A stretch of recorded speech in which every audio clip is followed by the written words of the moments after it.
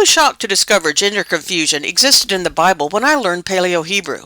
This is so easily identified. Our last short on his and her tense show the simplicity of vav and yodman suffixes for males and hey and vav tav for females. There's nothing complicated, it's straightforward. Yet gender confusion starts in the oldest book in Scripture, in Job 38:32. The English his sons is translated from Bet Nun Yod Hey. So this verse is Mazaroth in his season and Arcturus with her sons. Now I'm going to show you a few examples using lions and bears.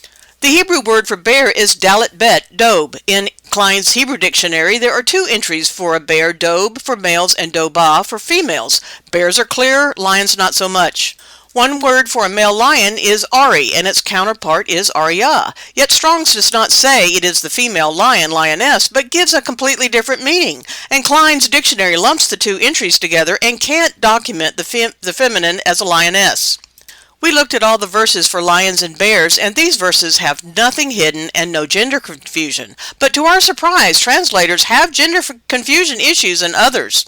In 2 Kings 2:24, the English two she-bears come to Elisha's rescue, but in Hebrew the word for bear has a masculine plural ending, so they're not female bears.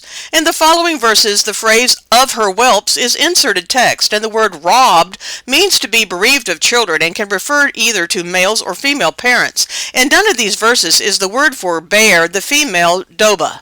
So a more accurate rendering would simply be a bear robbed of its cubs. Continuing on to lions, Psalm 22 says lions, yet the hey ending is clearly it's a lioness. Nahum 2:11 has the feminine plural ending vav tav, so clearly this should read lioness. This confusion spills over even into verses considered prophecy. In Joel 1:6, the nation has the teeth of a lioness, not a lion.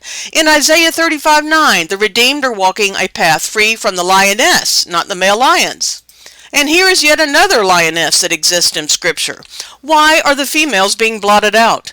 I don't have all the answers as to why the translators appear to be suffering from gender confusion, but I do know that it is important to read the Scripture source texts and learn the language on the quest for truth, because Jesus Yeshua said the truth was going to set people free, not gender confusion. Come join our little community of people who'd like to deep dive into Scripture and study the ancient biblical Paleo Hebrew. Links are in the description. Shalom.